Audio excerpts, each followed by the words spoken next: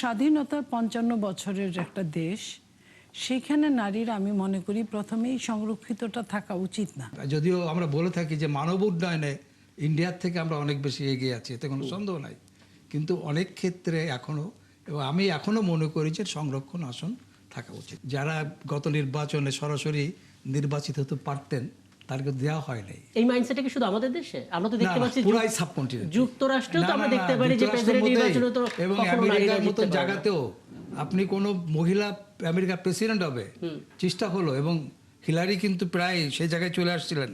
আমরা যতভাবেই বলি না কেন, কিন্তু এটা আমেরিকান জনগণ কিন্তু একসেপ্ট করে না। এটা হলো জনগণের মাইন্ডসেটটা অন্যরকম, এই মানসিকতা চেঞ্জ হইতে হবে। এনসিপির যুগ্ম সদস্য সচিব অ্যাডভোকেট হুমায়ুন নূর এবং আছেন মানবাধিকার কর্মী ও গবেষক ডক্টর নার্গিস বানু। আমরা এখানে তাদেরকে পেয়ে যাবো। আপনাদের দুজনকে স্বাগত জানাচ্ছি, ধন্যবাদ জানাচ্ছি সময়টা দেওয়ার জন্য। এবং নীলুফা চৌধুরী, আপনার একটা মতামত দিতে চাই। মানে আজকের দিনটা যা যা আলোচনা ছিল তার ভিতরে একটা হচ্ছে সংরক্ষিত নারী এমপিদের বিষয়ে একটা আইন করা হচ্ছে, আইন করার দিকে সরকার যাচ্ছে। কারণ আমরা জানি যে সংরক্ষিত নারী আসনে যারা আছেন তাদের নির্দিষ্ট কোনো নির্বাচনী এলাকা নেই, কিন্তু এবার মানে এলাকার উন্নয়নের কথা মাথায় রেখে তারা যেন তাদের পছন্দের একটা এলাকা বেছে নিতে পারে, সেভাবে যেন উন্নয়ন প্ল্যানটা তারা করতে পারে, এরকম একটা আইন করা হচ্ছে। অনেক বিশেষজ্ঞ এটাকে বলছেন অযৌক্তিক, অগ্রহণযোগ্য, কিন্তু আপনারা তো মেম্বার অফ পার্লামেন্ট, আপনারা তো আরো ভালো বুঝবেন। ধন্যবাদ আপনাকে, যারা শুনছেন এবং আমার সাথে যারা আছেন সবাইকে শুভেচ্ছা। দেখেন, নারী এমপিদেরকে যখন দেশটা বাংলাদেশ যখন প্রতিষ্ঠিত হয়, তখন নারীদের পিছিয়ে থাকা নারীদেরকে মূল্যায়নের জন্য, যাতে নারী সমাজটা এগিয়ে আসতে পারে, সেই জন্য সংরক্ষিতটা রাখা হয়েছিল। তখন কথা এরকমই যে যখন নারীরা স্বাবলম্বী হবে তখন সংরক্ষিতর দরকার পড়বে না। নারী কিন্তু বর্তমানে স্বাবলম্বী, নারী শিক্ষিতের হার পুরুষের চেয়ে কোনো অংশে কম না, বরং অনেকটা বেশি। নারী আগের থেকে অনেক বেশি চাকরি করে, সন্তান লালন পালন, ওই নেপোলিয়নের ভাষায় শিক্ষিত মা দশ, আমি তোমাদের শিক্ষিত জাতি দিব। তো এই জায়গাটা নারী কিন্তু একদম পারফেক্ট। তো সবখানে যখন এই অবস্থা, এবং স্বাধীনতার ৫৫ বছরের একটা দেশ, সেখানে নারীর আমি মনে করি প্রথমেই সংরক্ষিতটা থাকা উচিত না। আচ্ছা, নারীর জন্য একটা নির্বাচন করার একটা প্লেস দরকার, এবং সেইখানে নারী পুরুষ উভয়ই যদি আমরা যেটা নিয়ে আমরা যুদ্ধ করি, কথা বলি, তর্ক করি যে আমি সম অধিকার চাই, সম অধিকার যদি চাই তাহলে ৩০০ আসন বা আসন বাড়ুক, সেইখানে নারী পুরুষকে মনোনয়ন দিতে দোষের কোথায়? আমি বরাবর এইখানে ছিলাম, এখন ওইখানে আছি।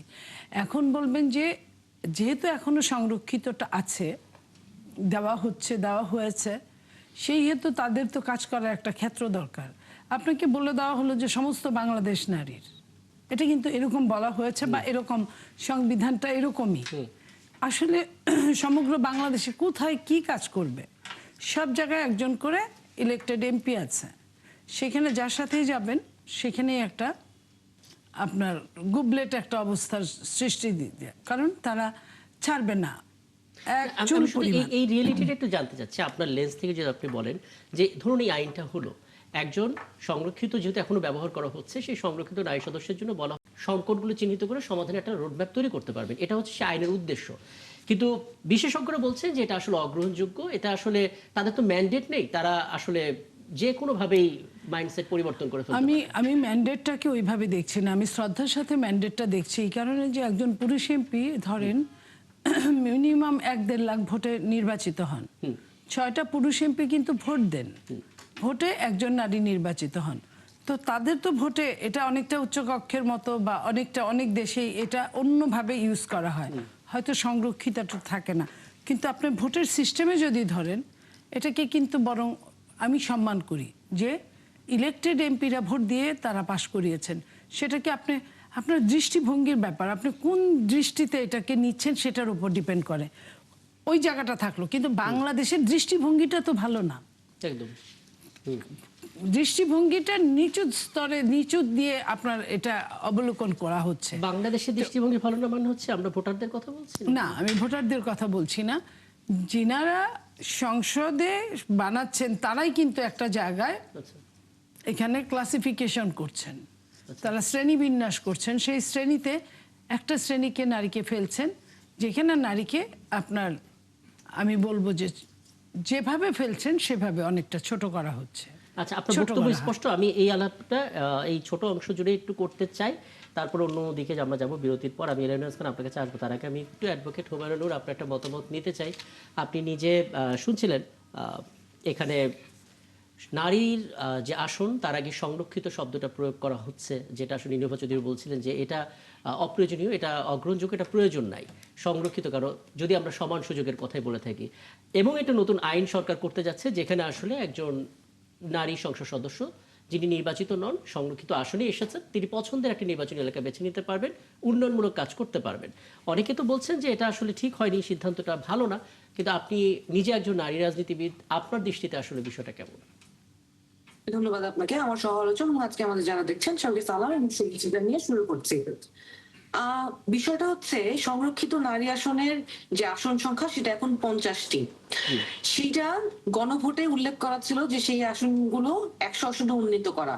প্রথমত সংরক্ষিত নারী আসন দেয়া হয় কেন, সেইটার একটা লাইন যদি বলতে বলেন, সেটার কারণ হচ্ছে সমাজে যারা পিছিয়ে পড়া জনগোষ্ঠী তাদেরকে তাদের বয়ানগুলো যাতে আমরা রিপ্রেজেন্ট করতে পারি সংসদে, সেই জন্য তাদেরকে সামনে এগিয়ে নিয়ে আসার জন্য, সমান কাতারে নিয়ে আসার জন্য একটা সুযোগ তৈরি করে দেয়া। সেই ক্ষেত্রে শুধু নারী না, সমাজে যারা পিছিয়ে পড়া জনগোষ্ঠী আছে, যারা প্রতিবন্ধী আছেন, যারা ক্ষুদ্র নৃগোষ্ঠী থেকে আছেন, তাদের সকলকেই কিন্তু এই সংরক্ষিত আসনে অ্যাকোমোডেট করা উচিত বলে আমি মনে করি। পাশাপাশি এই সংরক্ষিত আসনের নির্বাচন ব্যবস্থা কি হবে সেটা কিন্তু ঐকমত্য কমিশনে বলা হয়েছিল যে জাতীয় সংসদ নির্বাচনের পাশাপাশি সংরক্ষিত আসনের নির্বাচনটা হওয়া উচিত, এবং এইটা ঘূর্ণায়মান পদ্ধতিতে প্রথম বছর 300টা আসনের 100টা আসনে, তারপরে পরের টেনিউরে সেই 100টা আসনের পরের 100টা, তারপরের টেনিউরে সেই 100টা আসনের তারপরের 100টা। এতে করে নারীরা সরাসরি নারীদের বিপক্ষে নির্বাচনে অংশগ্রহণ করতে পারতো এবং নির্বাচনী ব্যবস্থায় নিজেদের অংশগ্রহণ নিশ্চিত করতে পারতো। সমাজের যে ব্যবস্থা, দলগুলো কেন নারীদের মনোনয়ন দেয় না? কারণ বিভিন্ন এলাকায় প্রতিপক্ষ দেখা যাবে তখন একজন নারীর বিরুদ্ধে একজন পুরুষকে দাঁড় করে, এবং সামাজিক কাঠামোতে নারী এবং পুরুষের মধ্যে মানুষ সবসময় পুরুষকেই, যতই ধরেন আমি যে এলাকায় নির্বাচন করার কথা ছিল, দুঃখের সাথে বলতে হয় শিক্ষাগত যোগ্যতা বা অভিজ্ঞতার জায়গা থেকে আমার কিন্তু শিক্ষাগত যোগ্যতা অন্য প্রার্থীদের চেয়ে বেশি ছিল, কিন্তু শুধুমাত্র আমি নারী বলে যখন জোট হয় তখনও যে পরিস্থিতি সৃষ্টি হয়, এটা তো বোধহয় একটা মাইন্ডসেট, মানে ভোটারদেরও তো একটা মাইন্ডসেটের এটা তো মধ্যে, সমাজের মাইন্ডসেট। সেই মাইন্ডসেটটা আপনাকে ব্রেক করতে হলে আপনাকে সরাসরি নারীদেরকে নির্বাচনী মাঠে নিয়ে যেতে হবে। মনি আপা যেটা বললেন যে নির্বাচিত প্রতিনিধিরা আরেকজন নির্বাচিত প্রতিনিধি বোনকে ইলেক্ট করছেন, কিন্তু এই ক্ষমতা তো জনগণের থাকা উচিত যে জনগণ সরাসরি আরেকজন নারীকে নির্বাচিত করবেন। এইটা একটা গেল। আর এখন যে আইন করা হচ্ছে যে একজন নারী প্রতিনিধি যিনি সংরক্ষিত আসনে তার নিজের পছন্দের এলাকা, স্বভাবত একজন নারী সংরক্ষিত আসনের এমপি কে এখন 3টা আসনের দায়িত্ব দেয়া হয়, which is a burden to her. উনি একটা আসনের দায়িত্ব পালন করলে উনার জন্য অন্যান্য সমান দায়িত্বের সমবন্টন হয়। আদারওয়াইজ আপনি এই আইনটাকে কি ইতিবাচক ভাবে দেখছেন কিনা সেটা বলেন।